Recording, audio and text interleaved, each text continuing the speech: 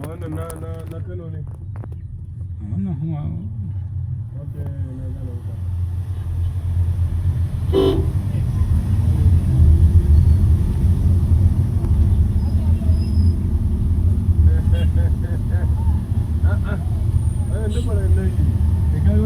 Kai me yasa kake haka ne Aminu? kai wani ma Me yasa kake haka ne Aminu?